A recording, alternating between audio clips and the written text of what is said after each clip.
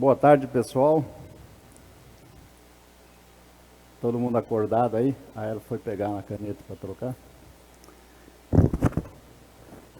Meu pai.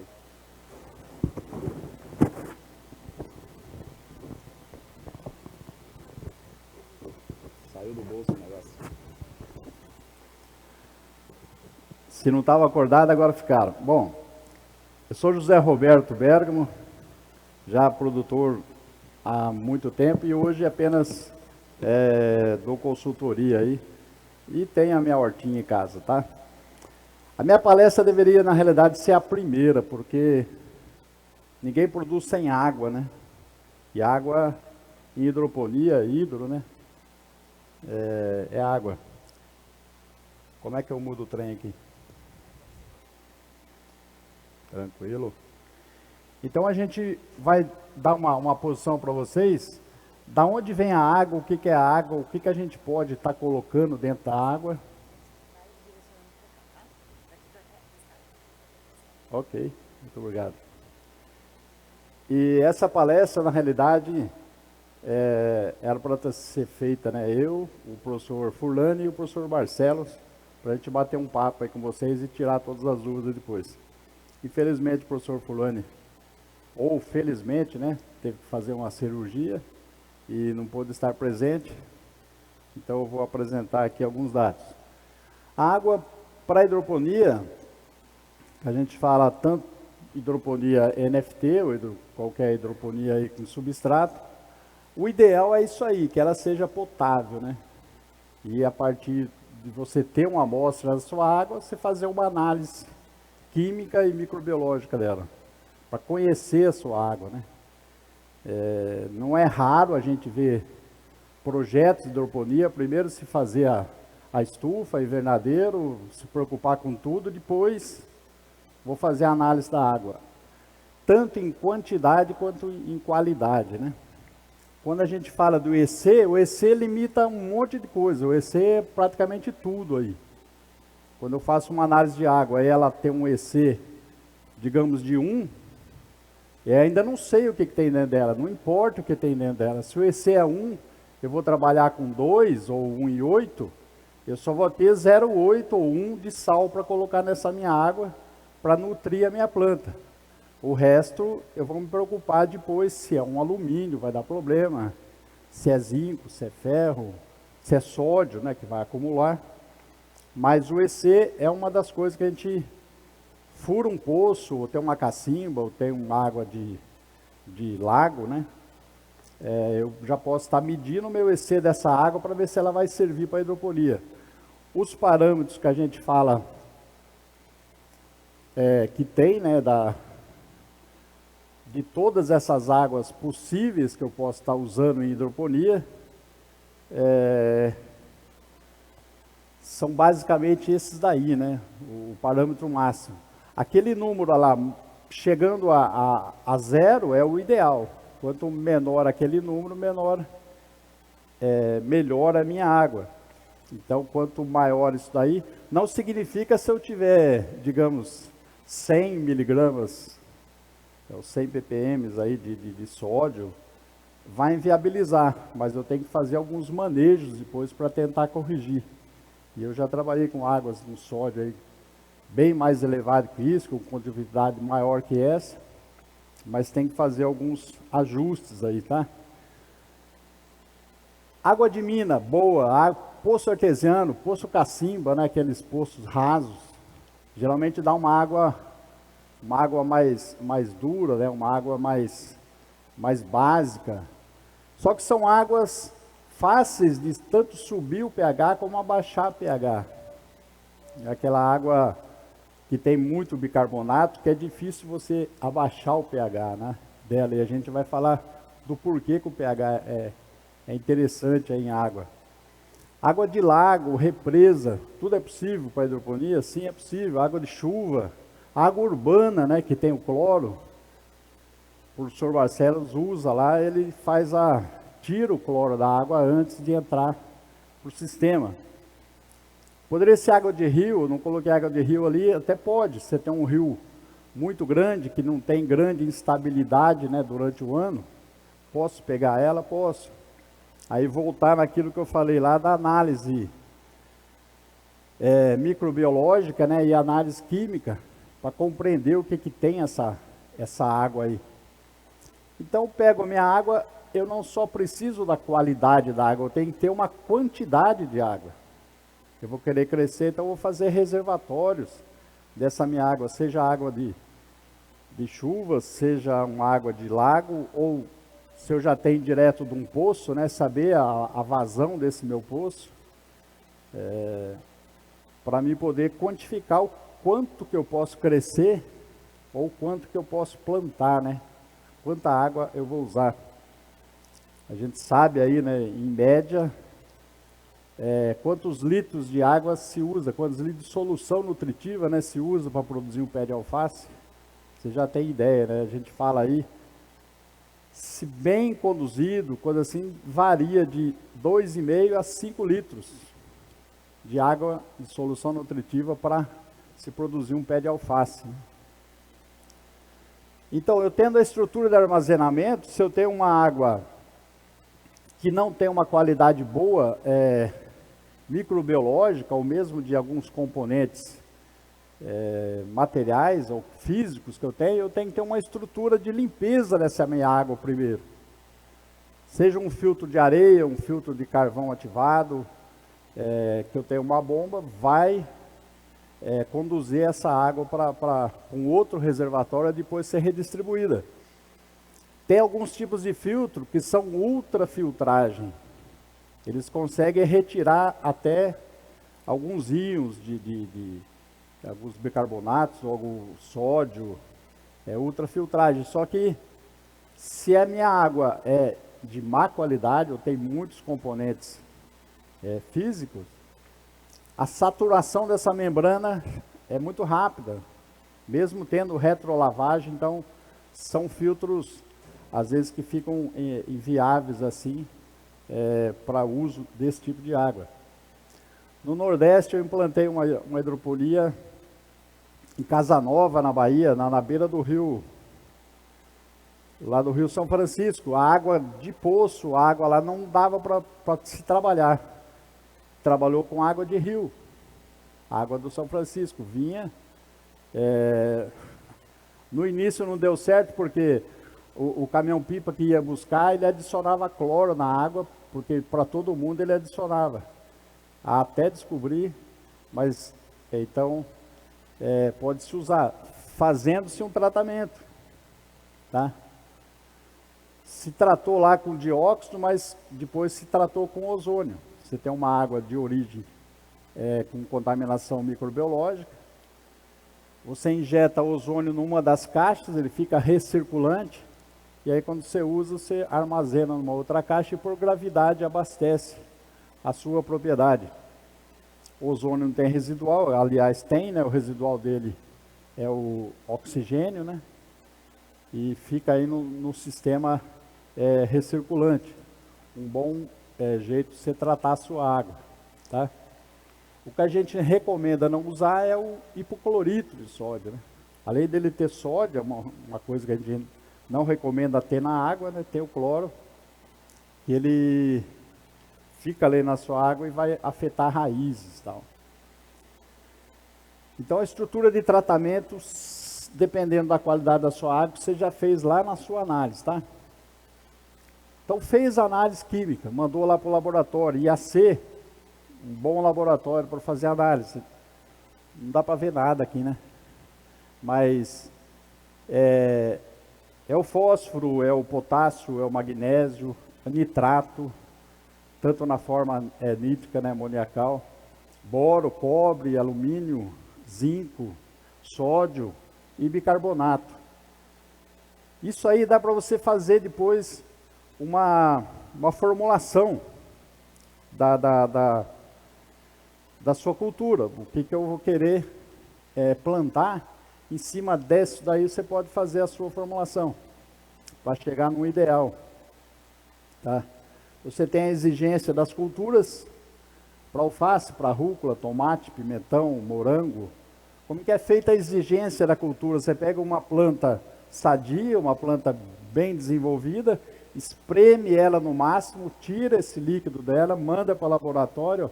Essa planta tem essas necessidades aí, né? Tanto de nitrogênio, do NPK, os macros, os micros. E aí você vai fazer a sua solução em cima dessas exigências aí da sua cultura, tá? Não colocando nem mais nem menos. Veja lá que nitrato é bem mais absorvido, né, pelas plantas, então a necessidade dele é maior. Aí fez a análise, viu a exigência da cultura, para você fazer a formulação fica fácil, tá? Você pega o seu adubo, aqui eu fiz uma formulação para um cliente que me mandou análise de água, só que ele tinha alguns problemas lá na água dele, ele tinha sódio, ele não tinha grande quantidade de água, então a troca da solução dele não poderia ser tão frequente. A gente acaba usando de alguns recursos que a indústria tem, né, hoje à disposição. Vocês viram as empresas lá embaixo, se deram uma mandada por ali, tem várias coisas que... Então eu usei aqui o Codargon da Codasal, são ácidos orgânicos, né, que liberam alguns nutrientes, alguns micros que são antagônicos ou são sequestrados aí pelo bicarbonato, pelo cálcio. Então eles ficam mais disponíveis na solução, principalmente o cálcio, né, que tem dificuldade aí de absorção pelas plantas. E não tem, ele é imóvel, né, é translocado aí. E aí em cima dessa recomendação, colocado esse X aí, se oferece para a pessoa e faz o acompanhamento depois, né? As reposições, o que ele precisa corrigir. Tá ok? As formas aí, né, que a planta absorve, você pega a água, a gente falou em água aqui. O que é a água? H2O? É H2O. Mas ela tem um H e tem um OH-. Na solução, isso aí vai me dizer o pH. Se eu tenho uma água alinhada, né, como eu chamo os clusters das águas, uma água bem alinhada, é mais fácil a planta absorver essa água. Na bagunça da água, para ela absorver, ela tentar puxar os elementos também têm carga. Tem os cátions, tem os ânions. Isso aí, a planta tem que deixar cátion para fora, na absorção, por exemplo, de um nitrato, né, que é ânion, na entrada dele você libera um H+, você acidifica a sua água. O potássio, que ele tem uma tendência de ser alcalinizante, porque ele forma junto com a água um hidróxido de potássio, mas na entrada, para ele trocar, como ele é um cátion, um K+, ele libera o H+, da planta para a solução. Então o excremento dele acidifica mais a água. Por que a tendência geralmente dos pH é subir mais? Porque a planta come muito mais nitrogênio, por exemplo, e para comer o nitrogênio ela libera mais o H- na solução, o excremento, né, da absorção do nitrogênio. Tá? Olha lá as formas iônicas, né, que eu comentei, da absorção aí. Na solução nutritiva, eu preparei, fiz a minha calda, tem a minha água ali, adicionei os elementos. Veja a velocidade que é a absorção do potássio, do nitrogênio. Depois de 30 horas, 40 horas, ou no dia seguinte, você já não tem mais nada dele na solução. Ele já absorveu tudo. Os outros elementos, enxofre, cálcio, magnésio, vai ficando para trás. A velocidade da absorção dele é bem menor, né? Então, se você vai repondo, vai passando os dias, uma semana, 15 dias, você não sabe mais o que tem dentro da sua solução. Quando você prepara, você pesou, você dosificou, você pegou aquela análise, você fez as doses do adubo, você sabe o que tem de NPK e todos os outros elementos aí, tá? Então, isso em termos da absorção. O que mais a planta absorve? Na sequência aí, essa é uma ordem. Os nitrogênio, nitrato, potássio, está sempre aqui. Olha lá, cálcio, fósforo, vai ficando para trás. Até o antagonista, né, que é, a gente fala uma solução com muito sódio, é ruim na absorção de cálcio, porque é antagonista, é cátion também ali. Quando eu falo de usar o codaçal, ele age numa solução salina, favorecendo a absorção do cálcio. Então, por isso, às vezes, diminui bastante queima de borda, se você adicionar ali um codaçal ou um formeado de cálcio, fazendo a solução, que não é a forma catiônica aí, né? Monitoramento dessa minha água, dessa minha solução nutritiva. EC e pH, o que a gente faz? O EC, basicamente, me diz a corrente elétrica, já foi falado aqui. Eu coloco o aparelho, eu tenho a corrente elétrica. Se eu fiz ela no dia, eu sei o que tem. Passou os dias, eu não sei quais são os elementos. Pode se tornar um EC falso. Um EC eu coloco 1.4 da minha solução, eu adiciono ali, tem 1.2, eu faço a reposição com um pouco de sal do meu formulado, né? Eu adicionei nitrogênio, adicionei todos os elementos ali. O cálcio, o potássio e o nitrogênio rapidamente vai embora no dia seguinte, os outros vão ficando.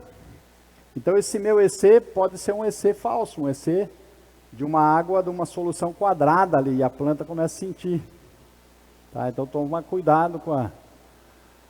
e o pH no caso, é importante, que a gente vai ver, já viu aí, o próprio Fábio falou, né, de cravar pH, para você conduzir aí uma melhor absorção dos elementos, abaixo de 6,5. pH com 7, 7,5, você tem problema. pH de 4, 5, é pítio na certa, queima a raiz. pH acima de 7 aí, vem oídio, folha baixeira começa a amarelar, a planta fica dura, quebradiça, acaba com a sua produção. Então, atentar ao pH. E tem águas que você consegue trabalhar com pH mais alto, mas ela não tem muita sujeira. Então a gente vê, às vezes, em grupo de WhatsApp, pessoal, não liga para pH não, aqui eu nunca meço pH, produzo bem. Peraí, a água dele é uma, a sua é outra, então toma cuidado com essas ondas aí, tá? O que tem na solução nutritiva? Uma mesma solução eu posso usar para tudo? Aqui é interessante que mostra, né, só gerador necessário. Esse produtor, ele tinha até a entrada de água lá para medir volume de água, filtro no retorno, algumas coisas aí que você tem, que a gente acaba colocando, né? Então, na solução nutritiva, é água com os sais que eu coloco aí. Só para ter uma ideia, né, que é aquilo que eu comentei, eu coloquei potássio na minha solução, 30 horas depois, retirou de toda a solução. É problema? Às vezes não, ele está lá na minha planta. A parte apical precisa, ele sai da parte da folha velha e manda para a folha nova. Aí dá queima de borda na folha velha por deficiência de potássio, tá? Folha nova lá em cima, o cálcio não chegou lá, está translocando. Queima de borda lá em cima, então já foi comentado sobre isso. Para vocês terem uma ideia, onde os elementos param, né? E quem se mexe na planta e quem não se mexe na planta. O pH, vamos falar um pouquinho do pH, o porquê da importância do pH, e tem que ter essa liga aí no pH, tratando-se de solução nutritiva. Ferro, cobre, manganês, vai subir no pH, vai diminuindo a solubilidade, não absorve, e fica insolúvel, tá? Outros elementos aí, que não tem tanto problema, então você manter ali na faixa de 6,5. Um outro problema, aumentou o pH, o cálcio que estava disponível lá, vira fosfato de cálcio, insolúvel, vira gesso, vai no fundo da caixa. Você vai lavar a caixa, sua caixa está branca em volta e tal. Ah, mas estava dando queima de borda. Então as reações que tem aí, né, dentro da água por conta dos elementos aí. Ah, eu posso usar um pH e os micros do C dá tanto problema? Posso. Aí eu tenho que quelatizar meus elementos. Então eu coloco um ferro quelatizado. Quanto mais letrinha tem aí o meu quelato, maior é a faixa de pH. Então eu vou fazer uma compra. Quero comprar 1 quilo de ferro, faço cotação. Num lugar é 60, no outro é 120. Pode ter certeza que a diferença é no quelato, que é o que encarece o ferro aí, mas dá mais flexibilidade aí no uso do pH, tá? Outra coisa importante com relação à água, temperatura da água, temperatura da solução, que a gente vê que é a questão da oxigenação. Quanto mais quente a água, o oxigênio vai embora. Temperatura boa temperatura boa de água é entre 25, você vai ter aí 6, 7, 8 ppm de oxigênio dissolvido na sua solução, é o que a planta precisa. Ah, eu preciso de mais oxigenação, eu tenho que melhorar aí algum sistema que deixe o meu oxigênio dissolvido na água, mesmo em temperatura quente, tá? Então, oxigenação de água é importante, uma das qualidades. Trocar a solução, minha solução vai desbalanceando. Qual é o tempo de troca da solução? Hoje eu até falei com uma produtora aí, ela estava preocupada, falou, ó, verão, você ganha dinheiro no verão com hidroponia? Qual é o porcentagem dos nutrientes no seu custo? É 5, 6%? Então troca a solução toda semana. Tá? Esse produtor nunca trocava a solução. Ou vai ficando desequilibrada a solução. Então troca de solução. Uma outra coisinha rápida, a vazão do injetor, né? Até o Fábio comentava. A vazão do injetor, aqui a gente tem tanto volume por planta, quanto a vazão mínima do injetor para esse tipo de planta. Se pegar para alface ali 1,5 litro, é ideal. Tomar cuidado com isso aqui, ó. Com o passar do tempo, seus encanamentos, você calculou sua bomba, você programou tudo para 1,5 litro, começa a baixar 1 litro, 700, 800, mesma bomba, mesmo encanamento, os canos vão ficando entupidos, vão restringindo, né, a vazão, tá? Pode colocar de tudo dentro da solução nutritiva, biológicos, hoje tem a solução nutritiva com os nutrientes, né? Mas acabam colocando de tudo. O que ajuda, se coloca, né? Ah, vai ter uma infestação lá, posso colocar água oxigenada? Posso. Ah, já tem biológico? Posso? Não posso. Então, ser bem trabalhado, algum indutor de resistência, né? Tá? Pessoal, é o tempo que me passaram, é muita coisa, a água é tudo, né, em hidroponia. Tomem cuidado com a sua solução nutritiva. Fique de olho nela, alimente sua planta. Na dúvida que a sua planta está sofrendo com alguma coisa, troca essa solução primeiro. Fala, não, vou trocar a solução. Quando você põe prato limpo e comida nova, a planta responde muito rápido. Tá ok? Dr. Jorge tem mais umas palavrinhas, nós vamos ficar aqui para as perguntas. Eu só quero pontuar duas coisas, assim, pelo menos com relação a isso, o Beto também já falou, mas eu vou pontuar assim de uma forma direta. Quando me mostra uma análise de solução nutritiva, eu recebo muitas análises de solução nutritiva e antes eu não sabia nada, né? Não entendia muito disso, porque a minha água não tem muito problema de qualidade. Mas eu já intuitivamente eu levo o dedo assim para ver duas coisas, é o sódio e o cloro. Quer dizer, eu quero ver se é salobra ou não, se tem sal ou não, se tem problema de ser salobra ou não, certo? Então eu vou direto. Teoricamente o ideal é que o sódio seja zero, ou próximo de zero, e que o cloreto, o cloro, né, seja próximo de zero também, tá? Então, aí eu já digo, olha, essa água aqui está muito salobra. Não, essa água aqui de sal está tranquilo. E outra coisa que eu olho é o tal bicarbonato, né? Lá no finalzinho tem o íon bicarbonato, que é o que dá dureza para a água, que a gente diz que a água é dura, ou que diz que então que a água é alcalina, né? É básica. E quanto, teoricamente, também o ideal seria próximo de zero. Embora, claro, que o próprio Furlani também lembra, o bom é sempre ter um pouquinho de íon bicarbonato, seja lá, sei lá. Tampona um pouco mais a água, tampona. né? Tampona quer dizer que não fica indo para cima, para baixo, né? Eu acho que era 20 que ele fala, alguma coisa assim, ou 5, 10, algum pouquinho de alcalinidade sempre é bom. Agora, se tiver acima de 50, e 100, 200, 400, como muitos lugares tem, então daí é mais difícil, tem que botar ácido, né? Mais difícil de baixar esse pH, certo? Então, mas é isso aí. E eu recomendo sempre, a minha recomendação, eu não tenho experiência prática com água dura, mas tudo que eu faria é, primeiro, antes de levar ela lá para a hidroponia, para começar a fazer a solução, aqui eu recebo água e eu vou corrigir o pH dela aqui. Para depois, então tá, agora vamos fazer hidroponia, certo? Mas eu faria de tudo para não corrigir o pH na solução nutritiva, certo? Claro, isso, bom, daí depois isso aqui já dá outras discussões, mas se não sei o que, eu deixo, tá?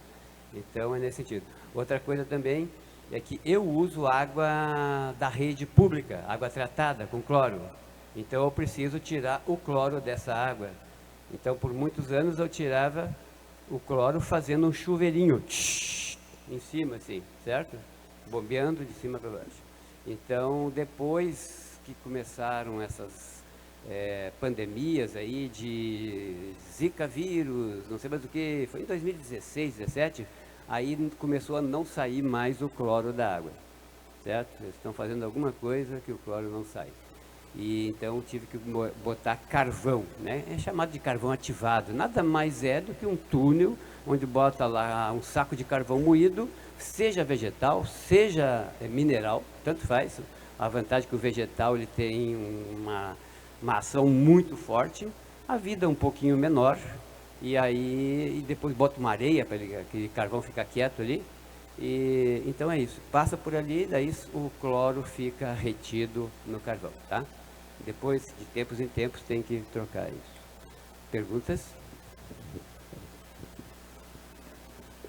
Obrigado, José, obrigado, professor, pelas explicações. Então vamos às perguntas. Se não tenho tanta disponibilidade de água, o que fazer para durar mais tempo minha solução sem trocar? Bom, o que a gente comentou é primeiro você saber o que tem ali, né? Quanto mais porcaria você tiver na sua água, menor o tempo que você tem de reposição. Porque se você pensar, você tem ali 20 ppm de sódio. O sódio não é absorvido pela planta, você vai adicionando. Isso aí vai acumulando na sua solução. Não tem para onde sair. Eu vou usar alguns mecanismos de que libere principalmente os antagônicos aí na solução. Eu posso, como eu citei ali, o cara que tinha lá usando codaçal, usando alguns ácidos úmicos e fúlvicos, codargon, tem outros aí citando nomes, né? Mas daí você prolonga um pouco mais a sua solução e usando menos água. Mas não daria muito certo isso não, se pensar no metabolismo. Ou fazer como, por exemplo, sistema float, né? Eu tenho meio litro por planta. O sistema float tem 6, 7 litros por planta. Aí o problema que vai dar na solução é mais difícil a planta estragar 5 litros de água por planta do que 300 ml, 400, meio litro. Então tem que ter mais litros por planta para durar mais e fazer alguns artifícios aí, mas sempre tem que saber o que tem a água. Próxima pergunta: qual o manejo mais usual, mais adequado na sua recomendação para baixar e aumentar o pH? E seu teor de bicarbonato pode gerar problemas, dificuldades no manejo do pH na solução? Sim, um dos problemas abaixar pH, né? A tendência das soluções é subir pH, né? Quando abaixa, algum problema ali que deu, pode trocar a solução, porque apesar que subir pH é muito fácil, água de cal, como já foi citado, o hidróxido de potássio, sobe fácil. Para baixar pH que é complicado. Você usar ácido fosfórico, tem o fósforo, pode acumular outras coisas, então usual hoje é água de cal, hidróxido de potássio para subir. Para subir a gente fala de 5 para até 6, aí, 6,5. E quando você tem uma água equilibrada aí, entre 6 e 7, você pode usar só na sua adubação, na composição. Ou MAP, né? Para que tem o nitrogênio amoniacal, ele libera um H+, abaixa o seu pH da água. Ou uso de MKP, quando você necessita aí para subir um pouco o pH. É até um limitante para quem vende formulado e faz ele com MAP. O cara tem uma água com 5, 5,5. Você não pode vender aquele formulado para a pessoa porque tem MAP, vai abaixar mais ainda. Tá? Então é uso de recursos assim que você faz a correção. Atualmente temos algumas empresas comercializando ferro EDD HSA. Pode nos falar mais sobre essa alternativa? É mais interessante que o EDD HA? Então, aquilo que eu comentei, o quelato de ferro é o que abraça ali o ferro, deixa ele quase sem carga e ele é mais absorvido pela planta independente do pH. Nas letrinhas que eu falei lá, quanto mais letra tem, melhor é esse ferro, tá? EDTA é o pior que tem. Então, assim, não tem grandes diferenças entre um e outro, porque os dois, a faixa de pH é dentro que você usa hidroponia. Ele varia ali de 4 a 7, 8, ele é bem absorvido, tanto um quanto o outro, tá? E entre os dois não tem grande diferença de preço.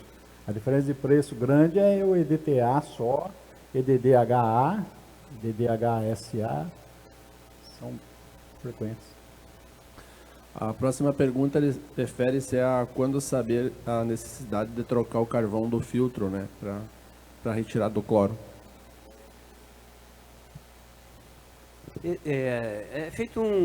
Eles já dizem para a gente, em função do tamanho do filtro, do meu consumo de água, né? Ou do meu consumo de água, o tamanho do filtro, eles já dizem, olha, daqui a 6 meses, daqui a 8 meses, 10 meses, mais ou menos isso.